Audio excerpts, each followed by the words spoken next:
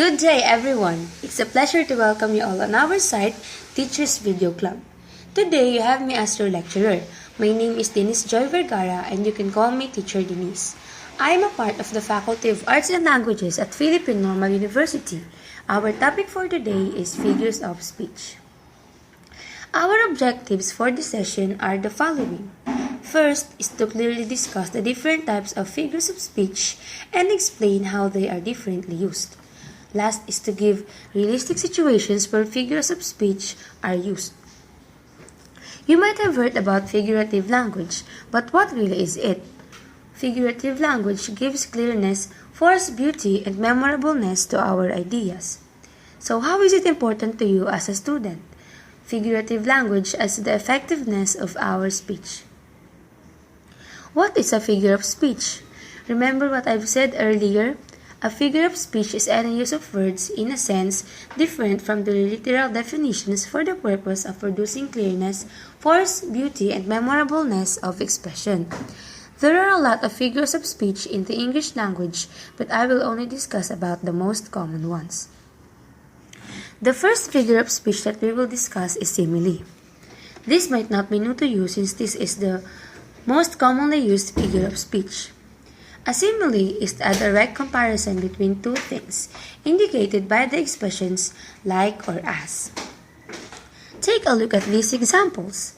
In the first sentence, Ed is being compared with the stars, which shows that they have the same quality, which is that they both can be owned. In the second sentence, the speaker directly compares his or her hair with a charcoal. We all know that a charcoal is black, and the speaker is saying that his or her hair is as black as that. The next figure of speech is quite confusing at times. This part is where most of the students get themselves confused with a simile and a metaphor. Just remember that a metaphor is an indirect comparison. The words as or like are not used. These examples show an indirect comparison. The example on letter A, we can see there that the snow is indirectly being compared to a blanket. Think of it like this. Snow is white. On comparison, the blanket is also white, which makes them the same in that quality. The same example, letter B, where books are compared with keys. The third figure of speech for this session is personification. To better understand what personification is, always remember that a personification is the use of any words to give life to inanimate objects.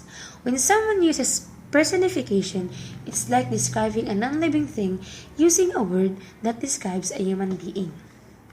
Example letter A shows us that the stars were asleep.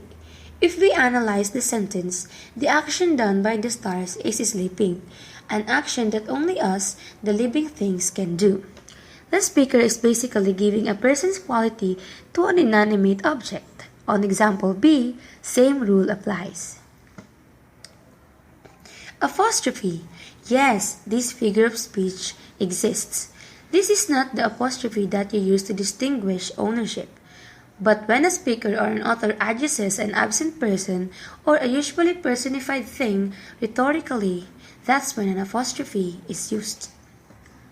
In the first example, the speaker is addressing or calling to Rizal as if he is still alive. And if you do not know who Rizal is, he is the national hero of the Philippines. When a speaker or author uses metonymy, he or she uses an object to stand for something else, rather than just using the object as its literal meaning. In the example, Shakespeare is referred to as not the person himself, but his literary works. Most people might confuse themselves with metonymy and synecdoche, but they are entirely different and both may resemble each other to some extent, but they are not the same. Synecdoche refers to the whole of a thing by the name of any of its parts. There are a lot of different forms of synecdoche, but we're not going beyond that. In this example, 50 sails represent the whole 50 ships. For example, calling a car wheels is a synecdoche because a part of a car, wheels, stand for the whole car. However, in metonymy, the word used to describe Another thing is closely linked to that particular thing, but is not necessarily a part of it. For example, crown refers to power or authority, is a metonymy used to replace the word king or queen. When we use an allusion, we bring back a character or an event which became an epic part of the history, literature, or religion by writing, speaking, and using their names. In this example, Eda's the patience of hope. Hope was used to describe someone else, someone having the same quality as him. If you have read Hope's story in the Bible, Hope was the man whom God tested, but patiently conquered it all. The subject of the sentence Ed is described as having the same quality as Hope, which is patience. When a speaker or author is using this figure of speech, the only goal is to exaggerate to create a certain impact on listeners or readers. In this example, the speaker is trying to stop someone from leaving her by saying that she would die if he leaves. It helps in creating an impact to the listener. By means of exaggerating on something, the speaker won't actually die if he leaves. Same rule applies with the second example. The speaker might or must love pizza, that's why she said she would marry it someday, in that way exaggerating.